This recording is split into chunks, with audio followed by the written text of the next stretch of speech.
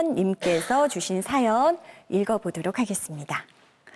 보시를 많이 해야 공덕을 받는다고 하는데 스님, 저는 생활이 넉넉지가 않습니다. 불전에 공양을 올리고 싶어도 막상 주머니 사정부터 보게 되고요. 이렇게 제가 처한 상황부터 생각하는 것도 죄가 될까요? 그리고 넉넉지 않은 생활에서 제대로 보시를 하려면 어떻게 해야 됩니까? 라고 질문 주셨네요, 스님. 모든 사람들이 고민하는 부분이 장래일 수도 있습니다. 이 세상에 남는 게 있어서 부처님께는 공양을 올리는 사람은 없어요. 또 이 세상의 삶이 넉넉하기 때문에 보시를 즐겨하지는 않습니다. 콩 한 쪽을 나누는 마음으로 십시일반이라고 하는 부분으로 보시는 그렇게 실행하는 것이 보시의 참 공덕일 수 있다고 생각을 합니다. 부처님 당시에 이와 같은 고민하는 사람을 하나 만났습니다. 어떤 불자가 부처님을 찾아갔습니다. 그리고 부처님에게 여쭈었습니다. 부처님, 저는 하는 일이 되는 게 한 가지도 없습니다. 하는 일 쪽쪽마다 안 되는데 이 안 되는 이유를 모르겠습니다라고 물었어요. 자, 우리 불자님들 그런 경우가 있습니까? 없습니까? 정말 열심히 잘하려고 하는데 안 되는 사람이 있어요. 또 어떤 사람들은 설렁설렁 하는데도 하는 것마다 잘 돼 보이는 사람들이 있어요, 없어요? 이런 경우가 너무 많습니다. 그래서 착한데도 안 되는 사람이 있고 악한데도 잘 되는 사람도 있고 뭐 여러 가지 경우가 있어요. 그래서 이 불자도 역시 본인 스스로는 정말 되는 일이 없으니까 그 답답한 심정을 부처님에게 가서 호소를 했습니다. 근데 부처님께서 하시는 말씀이 뭐라고 말씀을 하셨냐면은 너는 누군가에게 보시를 많이 하지 않아서 그럴 수밖에 없다 이렇게 말씀을 하세요. 그러니까 그 불자가 뭐라고 여쭙냐면 부처님, 저는 가진 게 없습니다. 어찌 가진 게 없는 제가 누군가를 위해서 보시를 하겠습니까? 라고 말씀을 하시니까 그때 부처님께서 가진 게 없어도 복을 질 수 있는 7가지가 있다.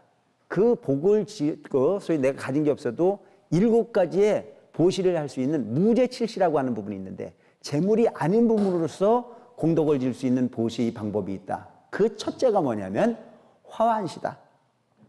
화환시라고 하는 자체는 뭐냐면 내가 만나는 모든 사람들에게 인상 쓰고 있지 말고 웃는 모습으로서 보시를 해라. 할 수 있어요, 없어요? 있어요. 우리가 가진 건 없어도 줄 건 없어도 웃음은 줄 수 있지 않습니까? 근데 되게 보면 조금 가지고 있으면 여유를 가지고 미소가 나오는데 없으면 미소가 나와야 안 나와야? 있는 대로 인상을 찡그리고 있거든요. 그러면 그 인상을 찡그리고 있는 그 사람 주변에 사람들이 있을까요, 없을까요? 기분 나빠서 안 가요. 그러니까 항상 이렇게 따뜻한 미소로 상대방을 기분 좋게 하는 것도 보시다. 그리고 오늘부터 여러분 웃으시기 바랍니다. 아시겠죠? 네. 항상 웃고 사는 것 자체가 보시예요. 근데 요즘도 여러분 잘 웃어야 돼요. 왜? 상가집에 가서 시켰지 웃으면요. 그건 또한 욕이에요. 그러니까 우리가 보면 지혜롭다라고 하는 자체는 때와 장소를 가려서 미소를 연출해야 되는 거지.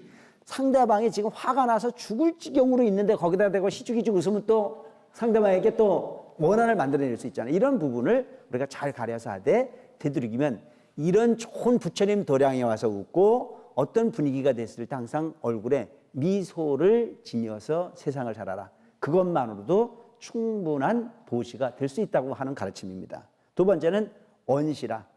말을 하는 데 있어서 그 소위 말하는 천냥빛도 말 한마디에 갚는 데야 안 갚는 데야? 이게 중요한 거예요. 평상시에 말을 하는데 험한 말을 하지 말아야 돼요.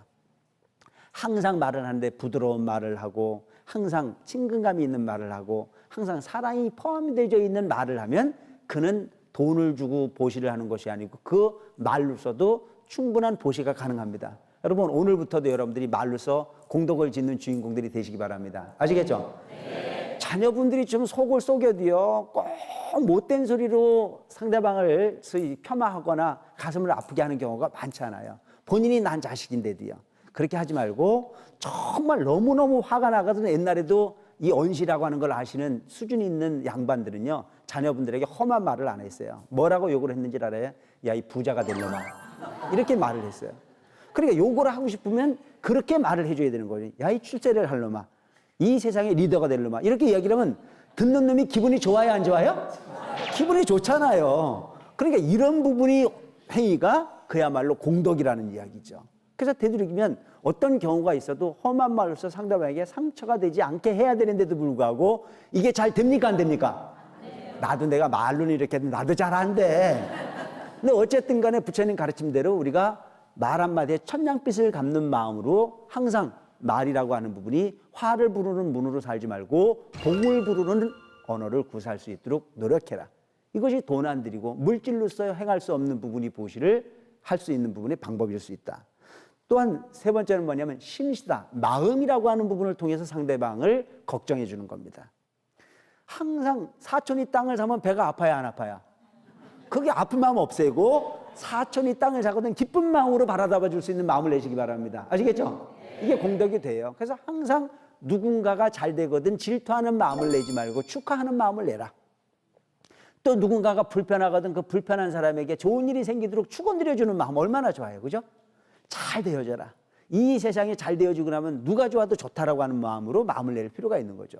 그래서 여러분들이 흔히 보면은 한 회사가 잘 되면 내가 회사에 다니는 회사원이에요. 회사원인데 내 월급은 300만 원짜리야. 근데 수입을 낸 건 한 1000만 원 이상 내준 것 같아.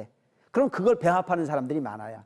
왜 너희들이 다 먹고 나는 안 주냐라고 하는 쪽으로 생각을 하는데 기업을 하는 사람이라면 성과급을 줘야 되는 게 당연한 거지만 안 주면 어쩔 수 없는 거잖아요. 그러니까 그 안 주면 어쩔 수 없는 부분에 이가 알면 내가 속이 상해야 안 상해야? 속이 상하죠. 이럴 때는 넉넉하게 볼 필요가 있습니다. 지가 돈을 벌면 땅에다 묻겠어. 어느 때가 되면 공장이 커질 거고 회사가 커질 거고 그래서 세상에 살고 좋아지면 공부 못하는 내 아들놈이 취직을 할 수 있는 기회가 넓어지면 넓어지지 좁아지지는 않겠지라고 하는 넉넉한 마음을 내시기 바랍니다. 아시겠죠? 이게 심시예요, 심시가. 그러니까 세상을 좀 넓게 보고 가자. 그리고 반드시 어떤 경쟁이라고 하는 부분을만 치달아갈 것이 아니고 정말 진정한 마음이 착하면 공덕이 될 수 있는 거예요. 누군가가 지금 고통받아서 아파요. 그 아파하고 있는 그에게 말 한마디라도 마음으로라도 그가 빨리 낫으면 좋겠어. 정말 그게 빨리 건강해졌으면 좋겠어라고 하는 마음을 내는 것만으로도 충분한 공덕이 될 수 있는 거다. 이걸 일컬어보니 심시라고 이야기를 하거든요. 그 다음에 우리는 안시다. 눈을 통해서도 보시를 할 수가 있어요. 눈을 통해서 어떤 눈으로 봐야 돼요? 항상 좋은 마음으로. 여러분 눈빛에 우리가 흔히 말로만 입으로만 말을 하는 게 아니에요. 눈으로 말을 해요 안 해요? 지금 이 순간도 여러분 눈으로 말을 하고 있잖아요. 눈을 떠서 상대를 보되 상대방을 존경하는 마음으로 사랑하는 마음으로 항상 눈을 관찰해 봐라. 그러면 그것만으로도 충분한 공덕이 될 수 있는 것이다. 또 하나는 신시다. 몸으로 보시를 할 수 있다. 네가 할 거라면 내가 하겠다라고 하는 마음으로 실천하는 부분이 바로 신시입니다. 여러분 점심 공양 드시고 나면 설거지 해야 되잖아요. 그죠? 근데 설거지 하는데 이 명화사 같은 부분은 서로 하려고 그런다면서요? 근데 어떤 경우는 보면은 그냥 밥 먹고 나면 그냥 던져놓고 그냥 가는 분들 맨날 그런 분들 있어요 없어요? 그분들은 신시를 못하는 분들이에요. 그래서 당신이 할 거라면 내 몸을 움직여서 내가 먼저 하겠다라고 하는 마음을 내면 그것 또한 크나큰 보시 공덕이 될 수 있는 부분이다. 그 다음에 좌시라고 하는 게 있어요. 앉아있는 이 자리를 너무나 많은 불자들이 와서 앉아있는데 내 자리 내에서 상대방에게 양보해주는 부분이 좌시예요.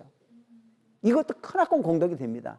앉든지 말든지 그냥 나만 편하면 된다는 쪽으로 생각을 하고 여러분들이 흔히 보면은 기도하러 갔을 때 신도들이 탁 하면 서로 땅 뺏기 해야 안 해요? 땅 뺏기 하지 말고 내가 조금 불편해도 이 자리를 나눠서 함께 공부하겠다라고 하는 마음을 내는 것 자체가 이게 좌시입니다. 그래서 이런 부분의 마음을 내는 것도 충분한 보시가 될 수 있는 부분이다. 그 다음에 찰시라고 해서 이것은 상대방의 마음을 헤아려 주는 거예요.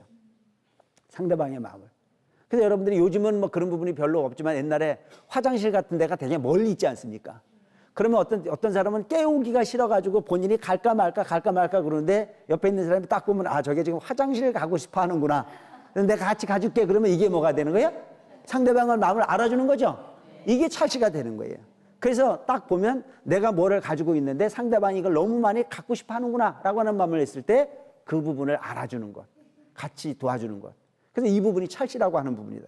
그 다음에 오늘날 우리가 이렇게 무제칠시 7가지라고 하는 부분을 이렇게 연상해 보면서 어떤 마음을 내야 되느냐. 가는 곳마다 관세음보살이 되자.